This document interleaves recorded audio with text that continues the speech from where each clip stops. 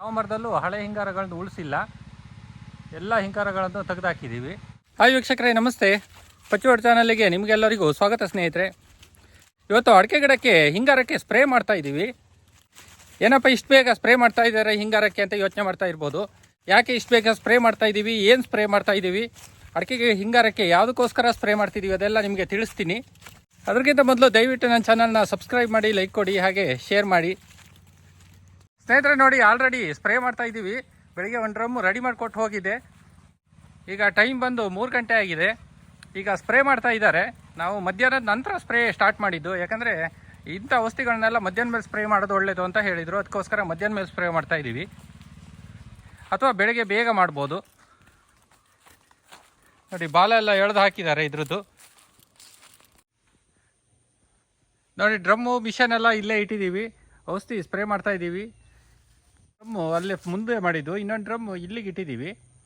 ಇಲ್ಲೆಯಿಂದನೇ spray ಮಾಡ್ತೀವಿ. ನಾವು double ಬಾಲ ಜಾಯಿಂಟ್ ಮಾಡ್ಕೊಂಡಿದ್ದೀವಿ. ಇಲ್ಲೇ ಫುಲ್ಲು ಒಂದು ಅರ್ಧ ತೋಟ ಇಲ್ಲಿಂದನೇ ಕವರ್ ಆಗುತ್ತೆ. ಸ್ನೇಹಿತರೆ, ನಾವು ಹಿಂಗಾರಕ್ಕೆ ಸ್ಪ್ರೇ ಮಾಡ್ತಾ ಇದ್ದೀನಿ ಅಂತ ಹೇಳಿದೆ. ಹಿಂಗಾರಕ್ಕೆ ಯಾಕೆ ಸ್ಪ್ರೇ ಮಾಡ್ತಾ ಇದ್ದೀವಿ ಅಂದರೆ, ಇಲ್ಲಿ ನೋಡಿ, ಹಿಂಗಾರ ಈ ರೀತಿ ಒಣಗಿ ಹೋಗ್ತಾ ಇದೆ, ನೋಡ್ಬೋದು ನೀವು. ಹೊಸ ಹಿಂಗಾರ ಈ ರೀತಿ ಬಂದಿದೆ ನೋಡಿ, ಚೆನ್ನಾಗಿ ಕಾಣ್ತಾ ಇದೆ. ಅದೇ ಕೆಳಗಡೆ ಹಿಂಗಾರ ನೋಡಿ, ಎಲ್ಲ ಅರ್ಧ ಹಿಂಗಾರ ಸತ್ತೋಗಿದೆ. ಮೇಲ್ಗಡೆ ಕಾಣ್ತಾ ಇದೆ, ಮೇಲ್ಗಡೆದು 50% ಹಿಂಗಾರ ಒಣಗೋಗಿದೆ. ಆದರೆ 50% ಹಿಂಗಾರದಲ್ಲಿ ಇನ್ನೂ ಕಾಯಿ ಆಗಿದೆ ನೋಡಿ. ಈ ರೀತಿ ಹಿಂಗಾರ, ಹೊಸದಾಗಿ ಹಿಂಗಾರ ಆಲ್ರೆಡಿ ಒಂದೊಂದು ಬಂದಾಗಿದೆ. ಇನ್ನೊಂದು ನೋಡಿ, ಹಿಂಗಾರ ಓಪನ್ ಆಗಲಿಕ್ಕೆ ರೆಡಿಯಾಗಿದೆ. ಹೊಂಬಾಳೆ ನೋಡಿ, ಸೈಜು, ಹೊಂಬಾಳೆ ಸೈಜ್ ಎಲ್ಲ ತುಂಬ ದೊಡ್ಡದಿದೆ. ಈ ಸಲ ನ್ಯೂಟ್ರಿಷನ್ ಎಲ್ಲ ಚೆನ್ನಾಗಿ ಕೊಟ್ಟರೆ ಹೊಂಬಾಳೆ ಎಲ್ಲ ಕ್ಲೀನಾಗಿ ಬರುತ್ತೆ ನೋಡಿ. ನಮ್ಮಲ್ಲಿ ಎಲೆಚುಕ್ಕಿ ರೋಗ ಅಡಿಕೆ ಗರಿಗಳಲ್ಲಿ ಏನು ಭಾರಿ ಮಟ್ಟದಲ್ಲಿ ಏನು ಕಾಣ್ತಾ ಇಲ್ಲ, ಲೈಟಾಗಿ ಇರ್ಬೋದು, ಆದರೆ ತುಂಬ ಏನಿಲ್ಲ. ನಾವು ಯಾವುದೇ ಸ್ಪ್ರೇನು ಸಹ ಮಾಡಿಲ್ಲ ಎಲೆಚುಕ್ಕಿ ರೋಗಕ್ಕೋಸ್ಕರ. ಯಾಕೆ ಇಷ್ಟು ಬೇಗ ಸ್ಪ್ರೇ ಮಾಡ್ತಾ ಇದ್ದೀನಿ ಅಂದರೆ ನೋಡಿ, ಆಲ್ರೆಡಿ ಒಂದು ಹಿಂಗಾರ ಬಂದಾಗಿದೆ, ಇನ್ನೊಂದು ಹಿಂಗಾರ ಓಪನ್ ಆಗಲಿಕ್ಕೆ ರೆಡಿ ಆಗಿದೆ.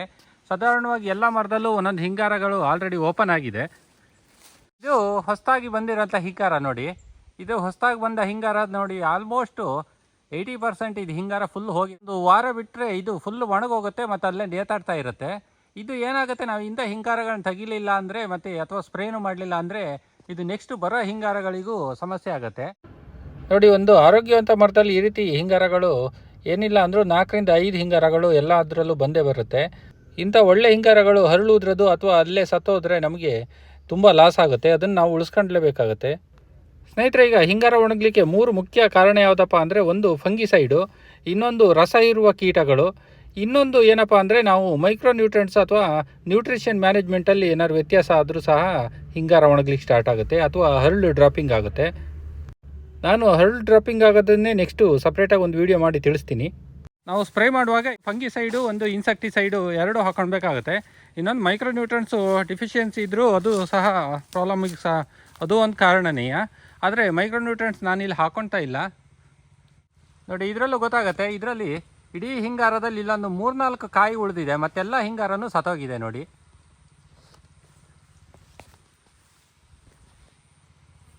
ಅದೇ ಈ ಕಡೆ ಮತ್ತೊಂದು ಹಿಂಗಾರ ಬಂದಿದೆ, ಅದು ಈಗ ಚೆನ್ನಾಗಿದ್ದಾಗ ಕಾಣುತ್ತೆ. ಆದರೆ ಇನ್ನೊಂದು ಸ್ವಲ್ಪ ದಿವಸ ಹೋದರೆ ಅದು ಸಹ ಮತ್ತೆ ಅರ್ಧ ಸತ್ತೋದಾಗುತ್ತೆ ನೋಡಿ. ಇದೊಂದು ಹಿಂಗಾರ ತೆಗ್ದಿದ್ದೀನಿ. ಈ ಹಿಂಗಾರದಲ್ಲಿ ನೋಡಿ, ಈ ಹಿಂಗಾರದಲ್ಲಿ ಬರೀ ಒಂದು 4 ಕಾಯಿ ಇದೆ. ಆಲ್ಮೋಸ್ಟ್ ಎಲ್ಲದೂ ಸತ್ತೋಗಿದೆ ನೋಡಿ. ಇಲ್ಲೊಂದು 2 ಕಾಯಿ ಇದೆ, ಅದು ಬಿಟ್ಟರೆ ಆಲ್ಮೋಸ್ಟ್ ಎಲ್ಲದೂ ಸತ್ತೋಗಿದೆ ನೋಡಿ. ಈ ಕಡೆಯಿಂದ ಇಲ್ಲಿ ತುದಿಯಿಂದ ಹೀಗೆ ಒಣಗ್ತಾ ಬರುತ್ತೆ. ಅದಕ್ಕೆ ಹಿಂಗಾರ ಒಣಗೋದು ಅಥವಾ ಡೈಬ್ಯಾಕ್ ಪ್ರಾಬ್ಲಮ್ ಅಂತ ಕರೀತಾರೆ. ಬನ್ನಿ ತೋರಿಸ್ತೀನಿ ಯಾವ್ದು ಹಾಕ್ತಾ ಇದ್ದೀನಿ ಅಂತ ನೋಡಿ. ನಾನೀಗ ಅರ್ಧ kg, ಒಂದು ಡ್ರಮ್ಮಿಗೆ 200 ಲೀಟ್ರ್ ನೀರಿಗೆ ಅರ್ಧ kg ಸಾಫ್ ಹಾಕೊಳ್ತಾ ಇದ್ದೀನಿ. ಸಾಫಲ್ಲಿ ಕಾರ್ಬನ್ ಡೈಸಿಯಮ್ 12%, ಮ್ಯಾಂಕೋಸಬ್ 63% ಇರುತ್ತೆ. ಇದು ಸಾಫ್ ಯೂಸ್ ಮಾಡ್ತಾ ಇದ್ದೀನಿ ಅರ್ಧ kg. ಇದು ಒಂದು ಫಂಗಿಸೈಡ್, ಇದು ನೋಡಿ ಇಲ್ಲಿ ಬರ್ದಿದ್ದಾನೆ ಫಂಗಿಸೈಡ್ ಇದು ನೋಡಿ. ಅದ್ರ ಜೊತೆ ನಾನು ಇದೊಂದು ಇನ್ಸೆಕ್ಟಿಸೈಡ್ ಯೂಸ್ ಮಾಡ್ತಾ ಇದ್ದೀನಿ. ಇದು ಇಮಿಡಾಕ್ಲೋರಿಫೈಡ್ 30% ಇದು. ಇದು 200 ಲೀಟ್ರ್ ನೀರಿಗೆ 100 ml ಸಾಕಾಗುತ್ತೆ. ಇದು ಈ 100 ml ಸ್ಪ್ರೆಡ್ಡರ್ ಇದು. ಇದು ನಾವೊಂದು 50 ml ಹಾಕೊಳ್ತಾ ಇದ್ದೀವಿ 200 ಲೀಟ್ರ್ ನೀರಿಗೆ. ಇದು 50 ml ಸಾಕಾಗುತ್ತೆ. ಮೊದಲಿಗೆ ನಾವು ಅರ್ಧ ಡ್ರಮ್ ನೀರು ತುಂಬಿಸ್ಕೊಂಡು ಔಷಧಿನೆಲ್ಲ ಫುಲ್ ಹಾಕ್ಕೊಂಡು ಕ್ಲೀನಾಗಿ ಕಲಿಸ್ಕೊಂಡು ಆಮೇಲೆ ಡ್ರಮ್ ಫುಲ್ ಮಾಡ್ತೀವಿ.